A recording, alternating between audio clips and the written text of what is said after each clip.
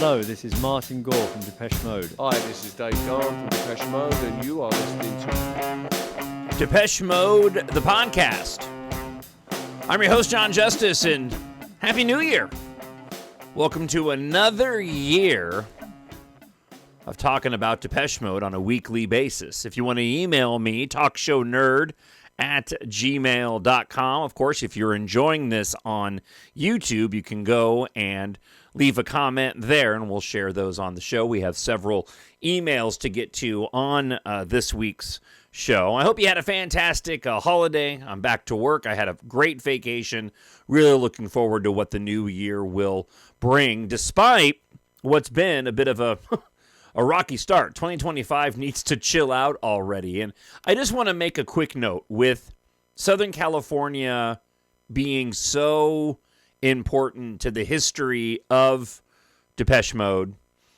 My growing up there, discovering Depeche Mode through K-Rock radio, going to see so many shows in Southern California, whether it's the Rose Bowl, the multi-night stint at the Los Angeles Forum during the Songs of Faith and Devotion tour, the devotional tour, the riot that took place at the Warehouse Records. I mean, listen, the Depeche Mode Day on December 13th. Depeche Mode and Southern California kind of go hand in hand. And right now, they're still dealing with these devastating wildfires. And I hope that if you are a listener to the podcast, or if you have friends, if you're a listener to the podcast, and certainly if you're affected, our prayers, our thoughts are with you.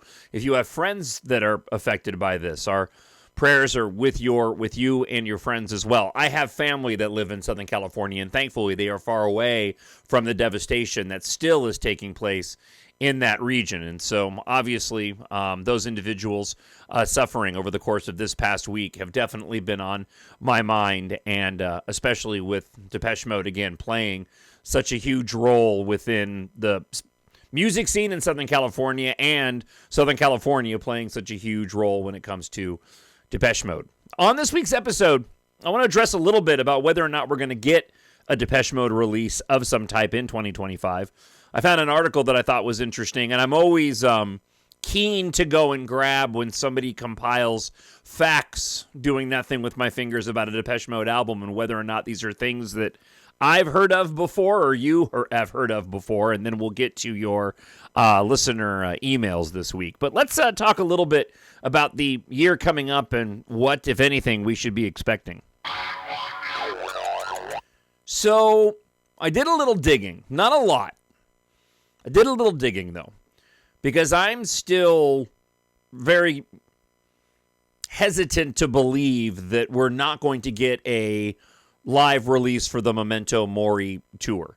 As a matter of fact, online, I was going through and looking at some posts on X going back to last year and the year prior, and just seeing the reminiscing over the Memento Mori tour, the photos that were shared, the set lists that come out after every single show, and just how amazing that concert was and how amazing the tour was. The one portion of the tour that we know was certainly recorded for something was what took place in Mexico. I went back and researched a bit about the director, and I looked at his past Instagram post. And there is an Instagram post where he specifically talks about recording that Depeche Mode show, doing a documentary about Depeche Mode that we have not heard anything about since then.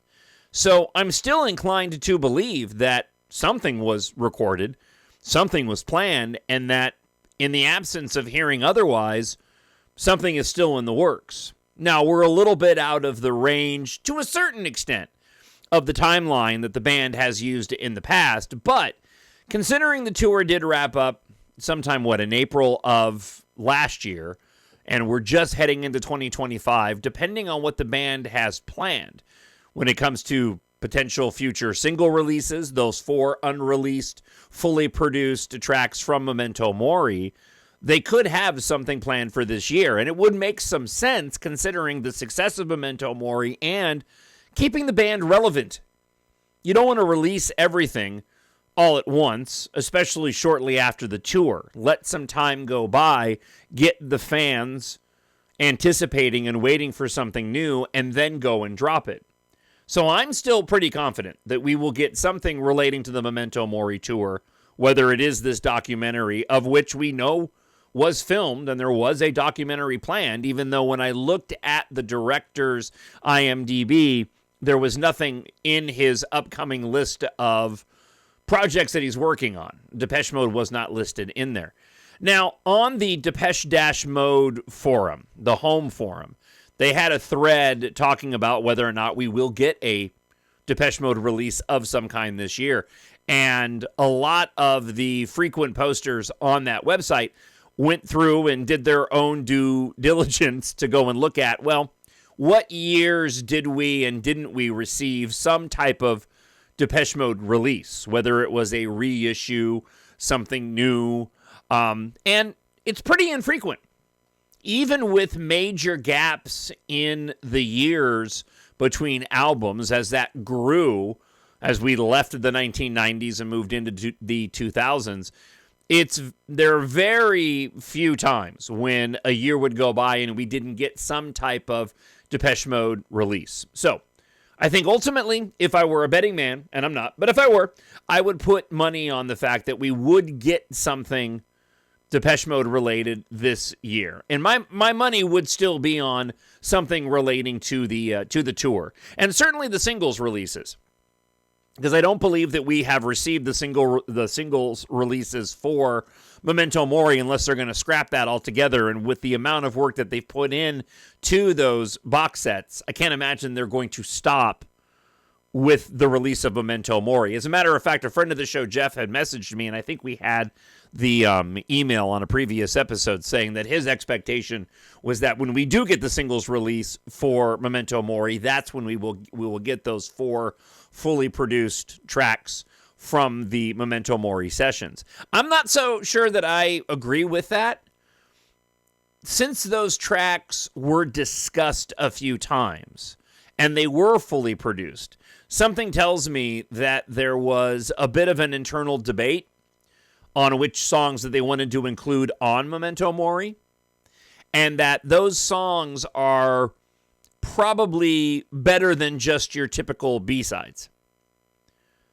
When I say that, I guess my mind goes to the B-sides that we got for Violator, whether it's Happiest Girl, Sea of Sin, or Dangerous. I understand why the band left those tracks off the album. Be that as it may, those are 3 fantastic tracks. Make no doubt about it. As is My Joy from the Songs of Faith and Devotion era. So I get the feeling that those 4 tracks from Memento Mori are of pretty high quality, and I'm hesitant to believe that they would put them in on those singles releases, and that more than likely they would save them for something else. So we'll see how the year shakes out. Hopefully things calm down a little tiny bit. But my expectation is that we'll get something released from the band sometime later on this year.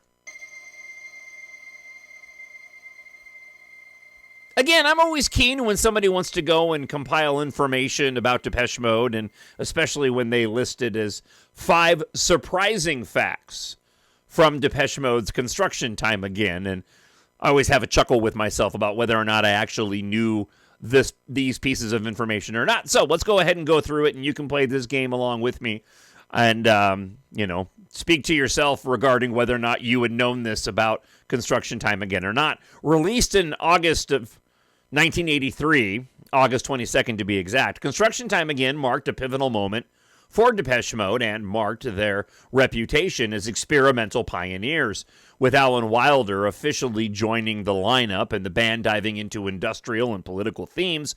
This album remains a cornerstone of their discography. There are 5 lesser-known facts about this groundbreaking record. So, we'll go with number 1. It looks like they ordered these in importance of 1 to 5, with 5 being the most important, but we'll just start with number 1 here. Alan Wilder and his bold arrival. Alan Wilder wasn't just the newest member of Depeche Mode. He also brought a fresh approach to songwriting.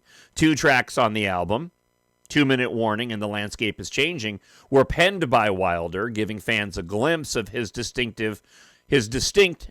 creative voice. His presence added depth and sophistication to the band's sound, proving that he was more than just a keyboardist. And of course, I think we all know that Alan had written both of those songs.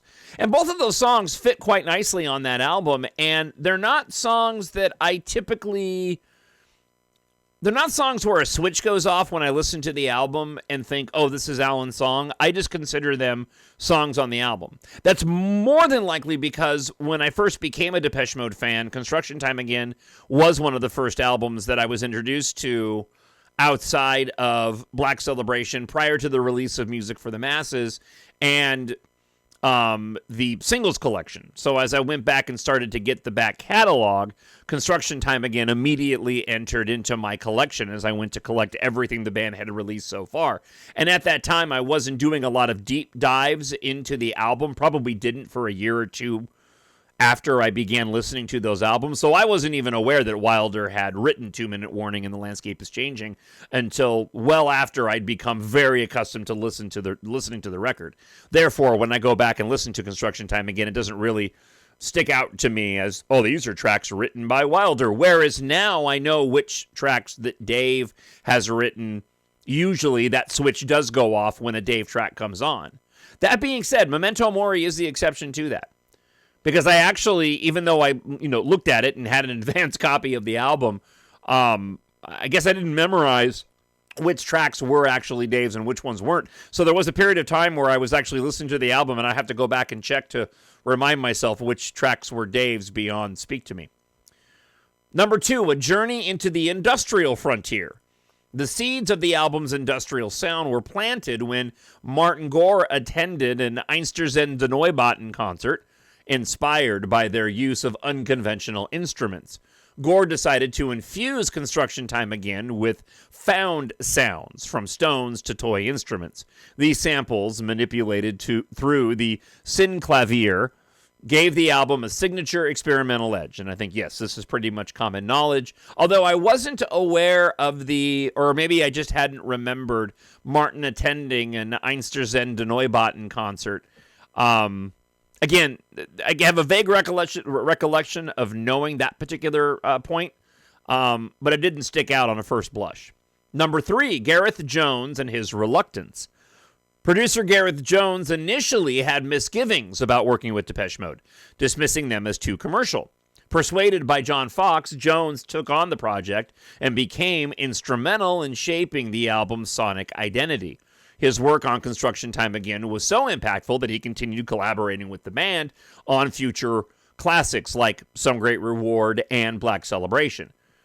And I'm not sure that I was aware that he was reluctant to go and work with the band. Again, it may have been mentioned in past documentaries, but it's not something that immediately stuck out as a factoid that I was familiar with.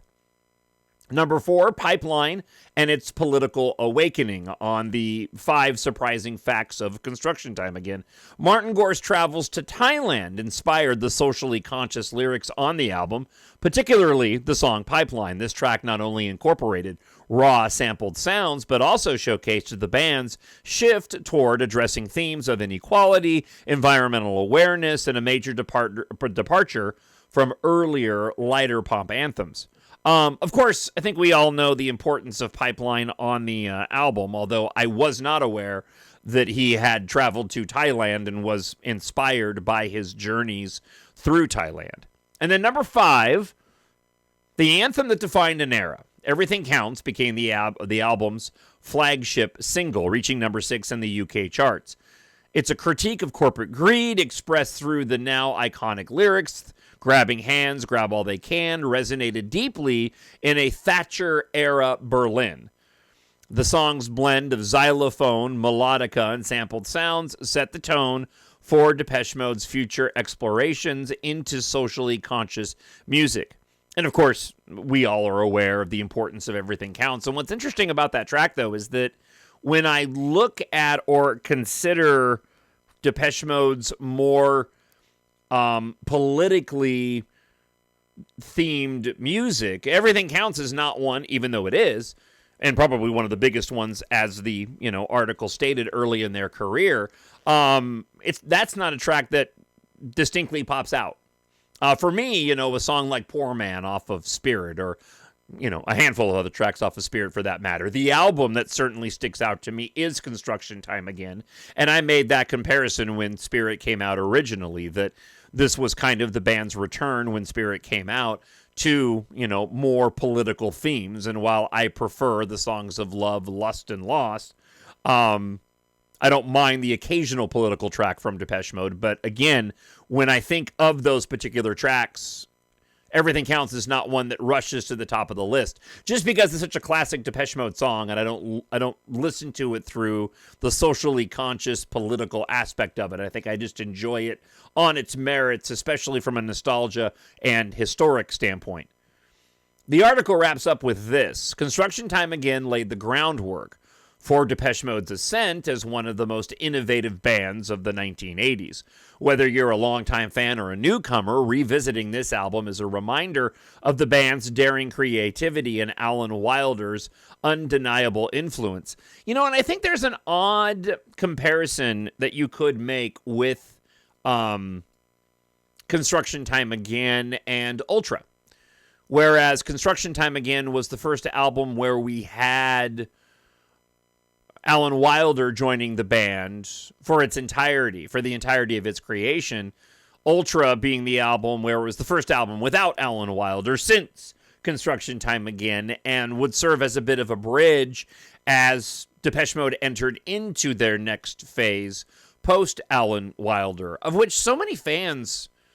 let me back up a little bit. Not so many fans, but I'm surprised at the rare occasion when I get negativity from a listener to the podcast when they specifically want to go and make a run saying Depeche Mode hasn't made any great music since, and it was something around the Alan Wilder era. I mean, it's fine if you feel that way. I certainly don't, and I think the majority of you listening don't. But it always makes me laugh when a Depeche Mode fan, doing that thing with my fingers, wants to make a statement that all of their music has sucked ever since Alan left. I know there are fans that feel that way. The need to go and declare it, I just don't understand that. But it also falls into the category of many comments that I get on my weekly radio show Monday through Friday. So it's not anything that I'm not accustomed to at this point. All right, let's get to your listener feedback this week. TalkShowNerd@gmail.com. Or you can go with the Jon Justice, Jon, either one. But TalkShowNerd@gmail.com. Or, as I mentioned, if you're enjoying this on YouTube, you can go and leave me a comment there.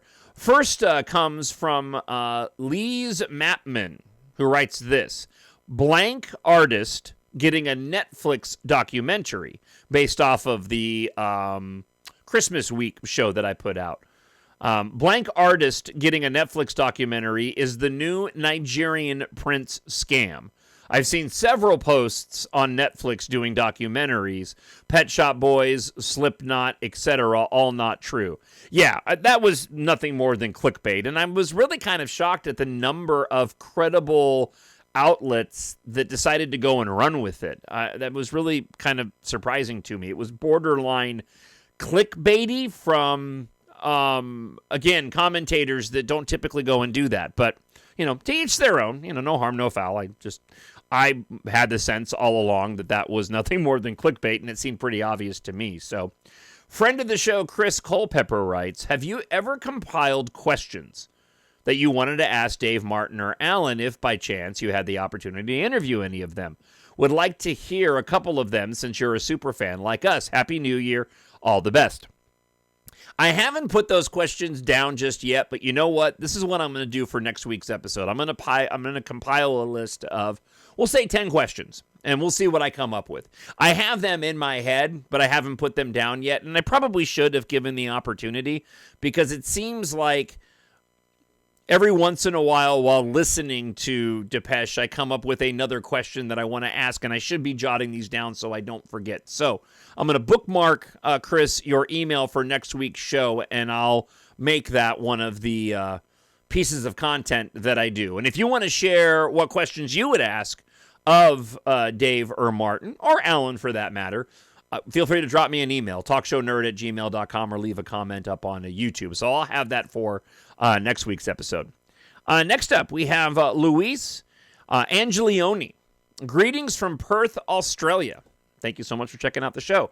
I'm a new Depeche Mode fan. I first saw the People Are People video on TV in 1984, and it struck me it was unlike any other music that I was exposed to at the time. And they were so pretty, but I dismissed them because they were too hardcore / British / indie / camp for the 12-year-old me. I was too busy immersing myself in the Aussie pub rock band scene and sound, which would provide me with so much joy for the rest of my life. DM have always been virtually unknown in Australia. Just Can't Get Enough is the only song that's ever really been played on the radio here. Because of their lack of exposure, I forgot about them for 39 years. Then one day, I was feeling nostalgic, and I decided to revisit People Are People, a clip on YouTube, and I discovered that DM were in their 42nd year and about to release their 15th album, Memento Mori. I was feeling nostalgic and decided to revisit People Are People. Oh, excuse me, I lost my spot. Well, I was shocked and surprised, especially after I learned of the personal hell Dave went through and how he was able to overcome it and remain sober ever since. He is amazing. And I'm in awe of Martin and the consistent and genius songwriter that he has been. Do you really think DM would do the possible Netflix special, considering that Dave and Martin are notoriously private? They have no personal social media accounts and will probably never write a memoir because Dave, at the least, has too many skeletons in the closet? No, I actually think quite the opposite. And while you say what you say there is true in terms of social media accounts for the most part, I don't know about memoirs, but that being said, they've always been very open to talk about the music, although very specific to not talk about aspects of the music. So I know that Martin has always been hesitant and reluctant to get much into the inspiration of writing the songs, apart from a track like Precious, which I think he was pretty open about relating to his marriage, or Dave as he writes his songs and those that are about his past addictions. So given the number of documentaries that they've already done, and the number of interviews they've sat down for, and I go back and I think about the amazing behind the music that they did going way back to the late 1990s. I could see Depeche Mode doing a Netflix special. I just don't believe that there's one in the pipeline at the moment, and that halftime news article was nothing more than clickbait. She continues, in complete contrast, are you aware of the Australian singer Jimmy Barnes? I am not. He's massive. He's released 21 solo studio albums after previously being in Cold Chisel over a 50-plus year career. Had an incredible life, nearly died several times. He's been married to Jane for over 40 years, has 8 kids that we know about, 5 different women. The love children just keep coming out of the woodwork. But he posts on social media almost daily, maybe as a form of damage control to keep his family and his friends engaged. He has much to lose. Yeah, and again, I won't repeat everything I said, but I think that while Dave and Martin don't do a lot of things on social media, they've always seemed very open to conduct interviews, even if it isn't their favorite thing to do, as has been chronicled on many of those documentaries, and including Depeche Mode 101. We're supposed to be doing promotion here. I'm very interested in Minnesota, John, and I hope to travel to the U.S. and your lovely state within the next few years, home of the legendary Prince R.I.P. and YouTuber Maverick. But what I love the most is the Furball Farm Cat Sanctuary in Faribault. To a cat lover such as myself, it is just extraordinary. It's on my bucket list. I'll be honest with you, I was completely unfamiliar with the Furball Farm Cat Sanctuary. I do know Faribault. I go there every single year as I work with a what's the word that I'm looking for? There's a greenhouse that I that I work with every year around the spring that advertises on my radio station, Donahue's Greenhouse. And so I go down there once a year, but I'll have to check out the Furball Farm Cat Sanctuary. She wraps up with this. I'm fairly confident Dave and Martin will continue on with DM and would like to think that they have one more album in them. I'm sure they would be secretly hoping to reach their 50th anniversary milestone in 2030, worth millions if they can do it. because then all the haters will say, Depeche Mode, they're not so bad after all. Wishing you all the best for 2025, Jon. Love your DM podcast. Regards, Louise. Thank you so much, Louise. And it's always great to hear from new listeners to the podcast, but especially those that are all around the country. That's just absolutely amazing. So again, I hope you had a fantastic start to your new year, and I'm looking forward to talking about Depeche Mode and hopefully some new releases from the band. Maybe not new music, but music we haven't heard yet. Email me, talkshownerd@gmail.com, and leave a comment up on YouTube. And before I let you go, if you love Depeche Mode and you enjoy reading sci-fi, I hope you'll take a moment and treat yourself, a friend or a family member with science fiction.